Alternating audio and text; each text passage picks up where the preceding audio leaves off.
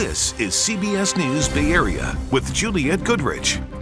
Hi, I'm Sarah Donchi in for Juliette. Okay, so we made it to Friday, not without some problems though.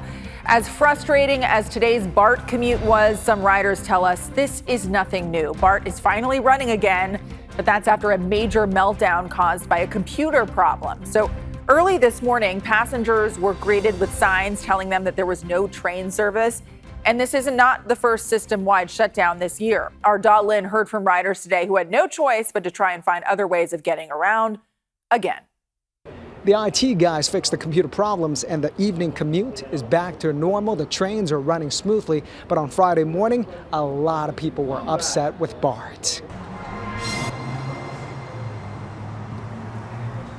Signs posted, gates blocked, and workers telling passengers no service. That was the scene across every BART station on Friday morning, sparking a lot of scrambling. It's unacceptable. Frustrating? Definitely, to say the least, especially with kids, having to now take the ferry. Manny is taking 5 kids from the East Bay to San Francisco for a birthday celebration. They're late and rideshare isn't an option. No car seats, at least not for 5 kids. We're going to walk to the ferry terminal with the kids, which, it's not the most exciting thing. A 1-mile walk to the ferry terminal with toddlers. Not exactly fun. And nobody else was having fun either. Most commuters we spoke with said they were late to work. It's just a frustrating way to start Friday. I have a project that I have to finish today. It has to be done today. How late are you for work? An hour? This is very frustrating. I guess there's nothing I can do. It's frustrating. I'm frustrated. This is the second system-wide shutdown since May. Last time, a power outage triggered computer problems. This time, a routine overnight network upgrade failed and crashed the system. It's very frustrating also for BART. We know people rely on us and we're very, very sorry. BART officials say upgrades like this can't wait until a weekend night. What was happening last night was a really important upgrade project that happens many nights of the week, and just something went wrong. And it's one of those critical pieces that we have to update it in order to keep our system safe and running. But for many riders, patience is running out. We can almost expect it every few months for BART to mess up, which this is a mess. Still, the mess did bring some strangers together. This man offered his Uber to grandmothers who spoke limited English. Yeah, Uber together. And these 4 women split the cost of a rideshare from Walnut Creek to San Francisco. I requested an Uber and it was like $70 for the Uber, and I'm like, oh my God, this is crazy. Others packed on to ferries. The ferry was extremely busy today. I'd say it's probably like twice as packed as it usually is on a Friday. An adventure for Manny and the kids, their first time crossing the bay by ferry. If we can have driverless cars, we can figure out how to get BART running all the time. The San Francisco Bay Ferry System reports ridership before noon was up 60% compared to a typical Friday. That's an extra 2,000 passengers from 6 o'clock to noon. Yeah, frustrating. Imagine being on your last warning at work and then that happens. Okay, so here's what the commute looked like on the Bay Bridge. Traffic started stacking up as people got word of that BART shutdown. It was slow going for several hours there. And a lot of those people who opted to drive today are now heading back home this evening. This is a live look at our roads right now. Obviously, this is the tail end of the commute, and it looks like things are flowing relatively smoothly at this late hour. Now, at this time 1 week ago, this was the situation on BART. Some type of equipment failure sent smoke into the trains, and that shut down Trans-Bay service during the evening commute. This was in addition to last May's shutdown. And for everyday riders like Paul, breakdowns like these are what makes BART less reliable. And the fact that one of our biggest systems is constantly failing, I think is a big issue. Anytime anybody brings up any concerns with it, BART doesn't really seem to have any answers. It's just kind of like, well, that's just how it is. So with federal COVID emergency funding set to run out, BART has been asking for money, something that we've talked about on this broadcast. State Senator Scott Wiener is trying to pass legislation that would put a regional sales tax measure on the 2026 ballot. That would raise money for BART and other local transit agencies who also need help. But critics like former State Senator Steve Glazer accuse BART of mismanaging its money, pointing to pay raises for executives and increasing staffing levels.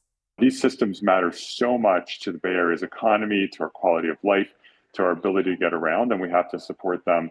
And if we do nothing in terms of funding, BART is going to collapse. That system breakdown that happened today was the second one this year. And it's happening at a time when BART is fully funded. So there's no excuses. So here's another funding complication. BART and other transit agencies were supposed to get a $750 million loan from the state, but there has to be an agreement on how the money will be paid back by Tuesday, or the deal is dead. A construction accident in Cupertino left a water main broken and several homes flooded in this cul-de-sac. Our chopper was over that scene on Scenic Boulevard near Stevens Creek, where you can see the mud and the water left behind. Several homes are dealing with some level of water inside, including 3 homes with standing water throughout. 18 homes have had their water service cut. Crews expect the cleanup and the restoration efforts to continue until about 9 o'clock tonight. We talked with Joe, a neighbor who saw what happened. There was water gushing out the ground like a geyser. I was just hoping it wasn't going to come up the driveway to our house. I just felt really sorry for the neighbors. So luckily for Joe, her home didn't flood because it is on a hill. Once water service is restored, residents will be placed under a boil water notice for the next 2 days until testing comes back clean. More than 40,000 soccer fans are expected to fill the Oakland Coliseum tomorrow as Mexico's national team takes on Team Japan for a friendly match. Our chopper flew over the Coliseum earlier today, and you can see people setting up in the parking lot for the big event. The match starts at 6:30, doors open at 5. Huge flames at a San Jose apartment complex this afternoon. Up next, details on the damage that caused. And we're learning more about a dramatic scene inside a Santa Clara home that led to an officer shooting and killing a man this week.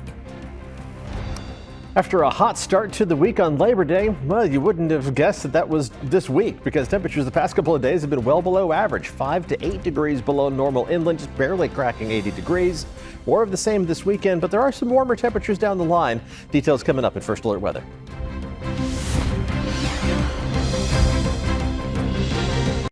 Welcome back. We're getting a look at the moment before a Santa Clara police officer shot and killed a man as he was stabbing his roommate. Police released this still of the officer's body cam footage. The police chief says the officer kicked down the front door of a home on Eisenhower Drive Wednesday morning when he heard a loud commotion. He first tried to tell the suspect to stop, then opened fire 4 times when the suspect raised his knife, according to police. The suspect died at the hospital. The victim was treated for stab wounds to his hands, chest, lung, and abdomen, and has since been released. The victim expressed gratitude for the quick and decisive actions by law enforcement, as they were in fear for their life. The officer, a 12-year veteran of the department, was placed on administrative leave as the investigation takes place. 13 people are out of their homes after a large fire tore through an apartment complex in San Jose. The fire was shooting out of the roof of the 2-story complex on DeLand Avenue. The fire broke out just after 3 o'clock this afternoon. This neighborhood is right where Southwest Expressway runs into 280. The fire department says that 10 units were impacted. 4 units had heavy damage. Firefighters say 1 person was pulled from a unit, but no one was hurt, and no word on exactly how that fire started. An update on the lightning-sparked fires burning in the Sierra foothills. CAL FIRE says they're directly attacking the remaining hotspots from the fires burning in Tuolumne and Calaveras counties. The cluster of fires known as the TCU September Lightning Complex has burned nearly 14,000 acres.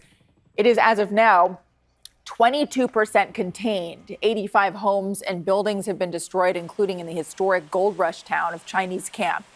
Evacuation orders are still in place in that area. So, of course, when we have situations like that, you hope for improving conditions over the weekend. Yeah, and it's not going to be challenging for those fire crews because temperatures are going to be below normal across the entire state. We're going to get the benefit of the Pacific breeze as well, but hey, they'll take anything that isn't hot, dry, windy conditions. So let's take a look at the conditions in terms of the cloud cover that's out there right now. The satellite replay, we're tracking not only the clouds, but also the smoke plumes, unfortunately, coming off of those fires burning in the Sierra foothills. and then fires burning in Northern California as well. The smoke from those is largely going to be avoiding us. We'll track that momentarily, but we do see the fog along the coast beginning to reform, and it's going to push across the bay as we head through the rest of tonight. We'll come back and track that in just a moment. But the latest statistics on the various fires, the Dillon fire in far Northern California, again, just over 20% contained. The bulk of the activities to our east and southeast. That TCU lightning complex, a couple dozen different fires. 22% containment on the complex as a whole, but most of the fires are at least 50% contained.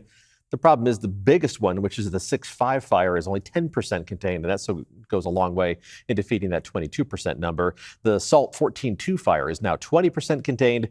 The Garnet fire is still just 14% contained. So as we look at the wind direction, that is going to favor us in the Bay Area, pushing the smoke away from our neck of the woods, and really the densest surface level smoke is going to be in the immediate vicinity of the fires, and then a lot of that blowing off to the east into Nevada, blowing over the Sierra.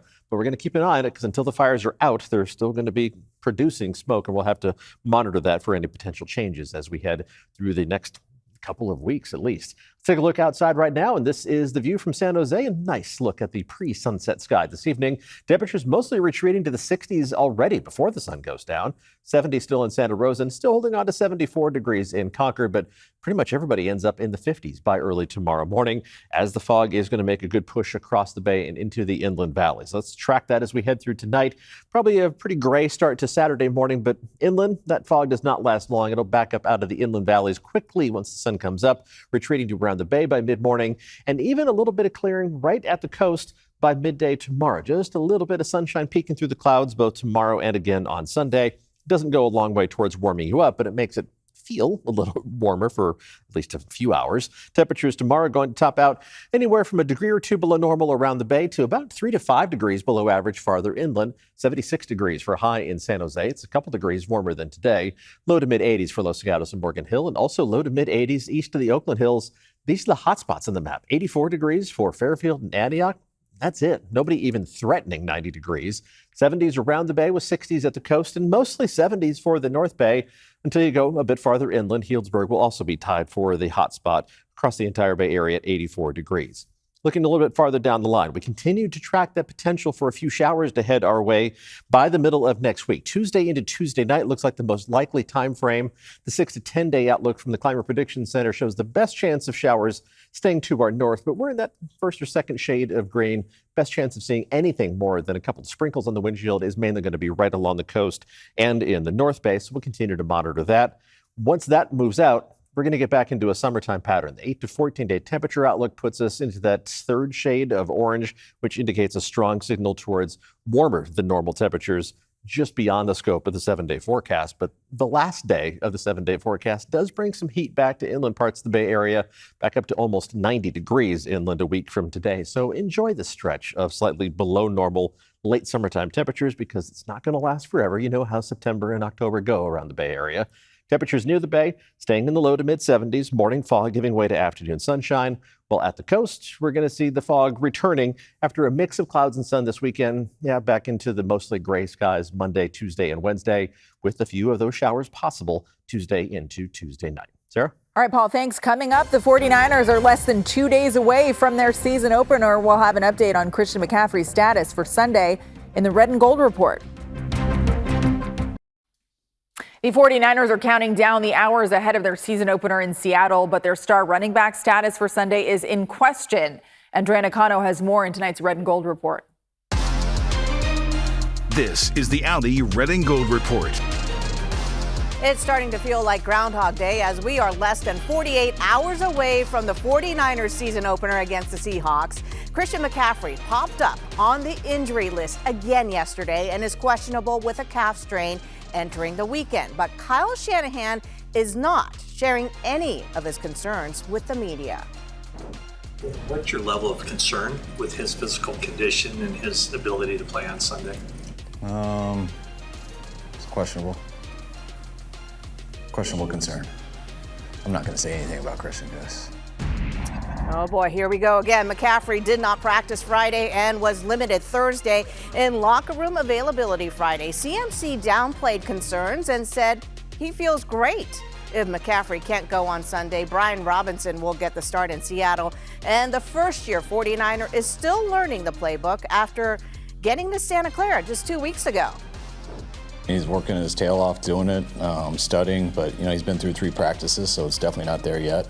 It'll get better throughout the year. Brian knows the game plan. You got it in this week. You don't have to know an entire offense. You got to know what the plan is this week, and he's repped at it, so that's the situation. We're good to go with it. He's ready for it, and I know Isaac will be also.